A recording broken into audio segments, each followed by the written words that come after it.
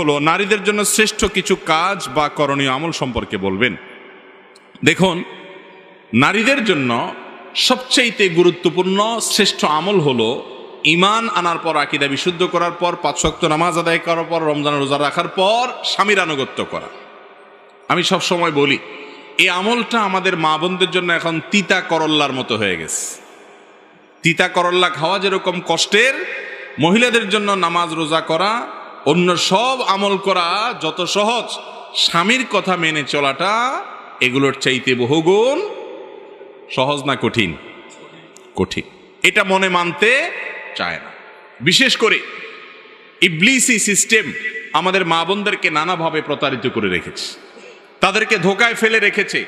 তারা তথাকথিত সমান অধিকারের কথা শুনে, ইসলাম ন্যায্য অধিকারের কথা বলে, সমান নয়। কারণ সব জায়গায় সমান দিলে হয় না, কোথাও বেশি দিতে হয়, কোথাও কম দিতে হয়। ন্যায্যতা নিশ্চিত করার কথা ইসলাম বলে।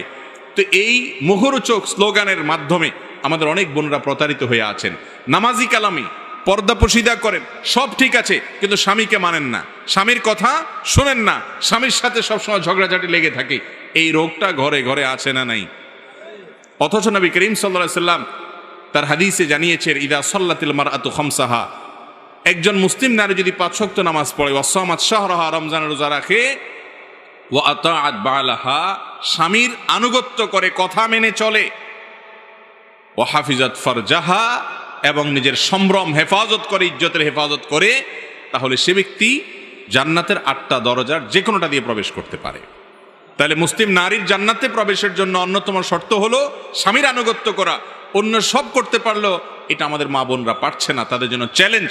আল্লাহ আমাদের মা বোনদেরকে আমল করার তৌফিক দান করুন। তাহলে এই আমলটি তাদের জন্য গুরুত্বপূর্ণ আমল। আর মুস্তাদে বাজ্জার সহিহ হাদিসের কিতাব থেকে জানা যায়, নারীদের জন্য অন্যতম গুরুত্বপূর্ণ বিষয় এবং আমল হলো পর্দার আমলটা। এই আমলটা অনেক মা বোনরা সঠিকভাবে করতে পারেন না। অনেকে পর্দা করেন বাইরে, ভেতরে পর্দা করতে পারেন না। ভেতরের পর্দা কি? ধরেন কথার কথা, আপনার দেবরের সাথে, ভাসুরের সাথে, দেবর ভাসুরের প্রাপ্তবয়স্ক ছেলে আছে, তাদের সাথে পর্দা করতে হবে, কিন্তু এটা করতে পারেন না। বাইরে ঠিকই বোরকা পরেন, এমনকি হাত মোজা পা মোজা পরেন, ভেতরে এটা করতে পারেন না। আপনি নিজে করতে চান না, অথবা আপনার পরিবারের পুরুষ সদস্যরা, মহিলা সদস্যরা, শ্বশুরবাড়ির লোকেরা আপনাকে করতে দেয় না। এই আমলটাও আজকাল মেয়েদের জন্য অনেক কঠিন হয়ে গেছে। বাহিরে ভেতরে সব জায়গায় মাহরাম নন মাহরাম মেনটেন করা, পর্দার বিধান মেনে চলা, এটা নারীদের জন্য সবচেয়ে গুরুত্বপূর্ণ বিষয়। এই বিষয়টি হাদিস দ্বারা প্রমাণিত। এর বাইরে মা বোনদের জন্য অন্যতম গুরুত্বপূর্ণ বিষয় হলো, তাদের কাছে একটা বিরাট বড় সুযোগ আছে যেটা পুরুষদের কাছে নাই। সেটা হলো, মা বোনরা চাইলে সওয়াবের গাছ, সবচেয়ে বড় গাছ লাগায় যেতে পারেন দুনিয়া থেকে। কিভাবে সেটা? সন্তানকে আল্লাহর সঙ্গে পরিচিত করায় দেওয়ার মাধ্যমে, নামাজে অভ্যস্ত করার মাধ্যমে, কোরআনে অভ্যস্ত করার মাধ্যমে, সুন্নাতে অভ্যস্ত করার মাধ্যমে।